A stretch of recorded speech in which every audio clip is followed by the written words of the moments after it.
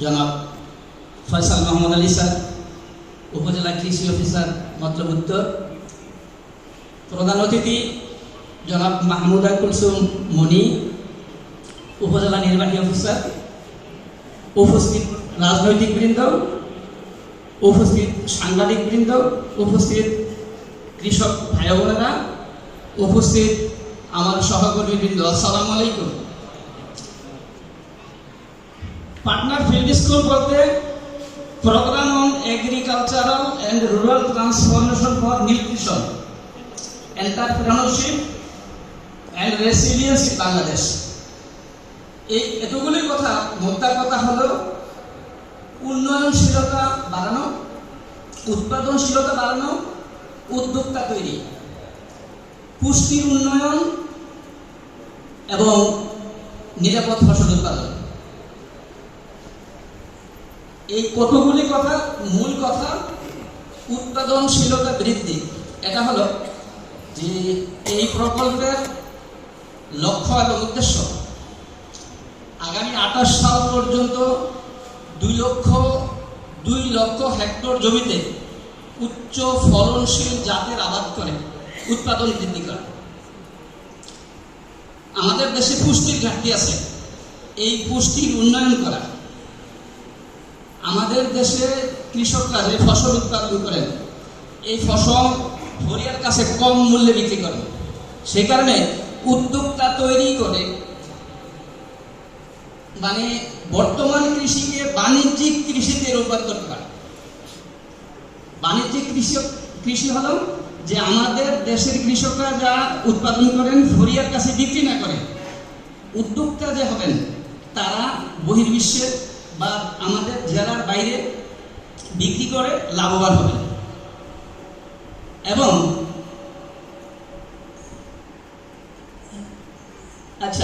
লাভবান হবেন।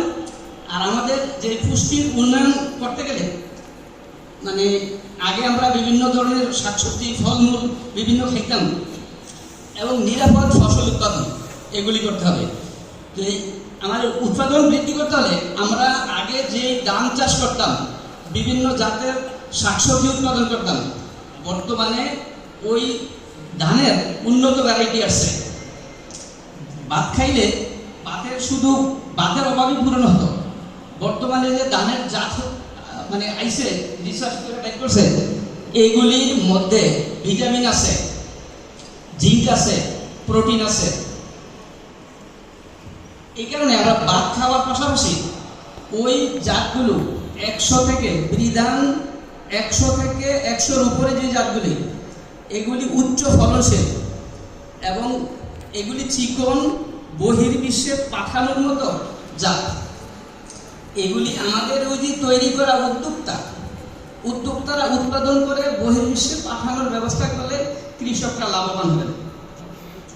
আমাদের প্রত্যেকটা এই প্রকল্পের উদ্দেশ্য শাকসবজি, ফল উৎপাদন করে লাভবান হওয়া। এই লক্ষ্যে 3 লক্ষ হেক্টর জমিতে শাকসবজি, উচ্চ মূল্যের ফসল এবং ফল উৎপাদন করে দেশের চাহিদা মিটিয়ে বহির্বিশ্বে প্রেরণ করার লক্ষ্য। এই কাজটা করতে হলে প্রতি ইউনিয়নে আমাদের 7টা কৃষক গ্রুপ গঠন করার কথা বলা আছে। প্রতি গ্রুপে 25 জন কৃষক থাকবেন। এরা ক্ষুদ্র কৃষক, মাঝারি কৃষক, বড় কৃষক। ক্ষুদ্র কৃষক হলো 80%, ওই 25 জন সদস্য।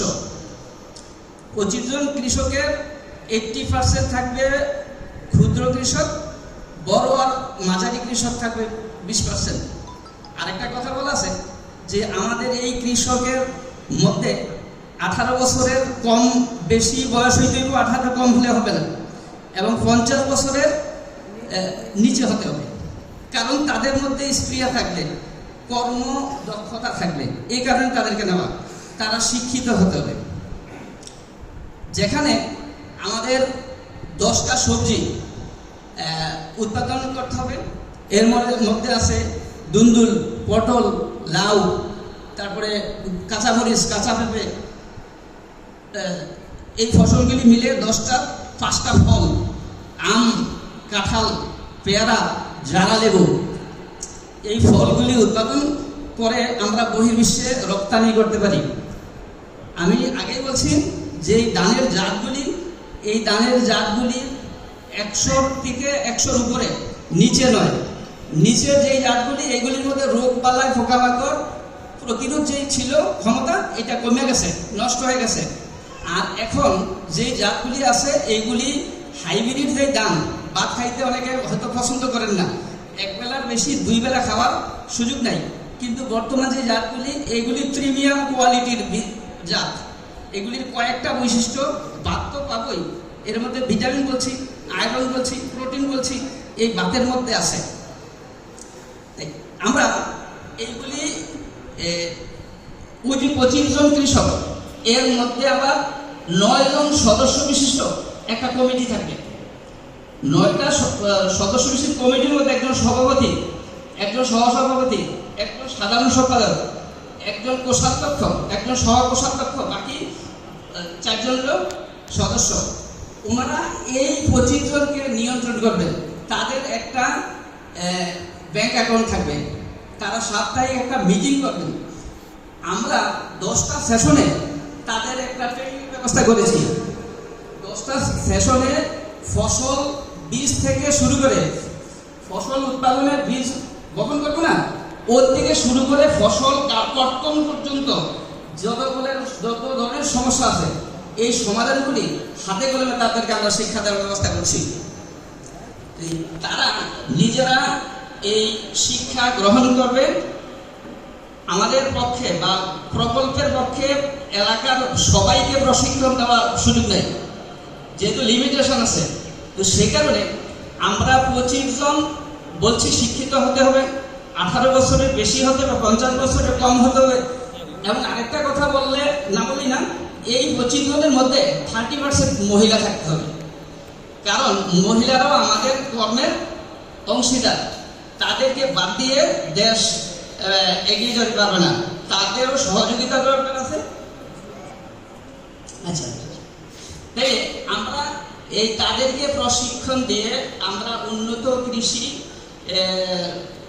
উৎপাদন করে, আমরা উদ্যোক্তা সৃষ্টি করে, বহির্বিশ্বে বাজার সৃষ্টি করে, বর্তমান কৃষিকে বাণিজ্যিক কৃষিতে রূপান্তর করার উদ্দেশ্য লক্ষ্য নিয়ে আমরা এই আপনাদেরকে জানানোর জন্য আমরা এই কংগ্রেস আয়োজন করা হয়েছে। আপনারা এই অনুপ্রেরণা নিয়ে আশা করি যদি কাজ করেন, আর আমাদের 25 জন কৃষককে যে ট্রেনিং দেওয়া হবে, ট্রেনিং শেষে তারা একটা কৃষি ক্লাব করবেন।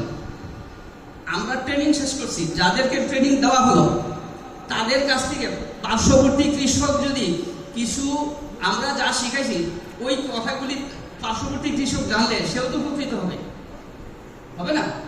নিরাপদ ফসল উৎপাদন বলতে কীটনাশক, বিভিন্ন ধরনের কীটনাশক আছে। ছোট্ট কদ্দুর গল্প বলে আমি শেষ করবো। ভারতে একবার একটা ছোট্ট শিশু মারা গেছে। ওই শিশুটা কেন মারা গেল? সে বাহিরের কোনো খাবার খায় না, খায় তার মার দুধ। এটা রিসার্চ করতে করতে দেখা গেল যে তার মৃত্যুর কারণ হলো ডিডিটি, একটা বিষ নামে ছিল না, এই ডিডিটি বিষ ওই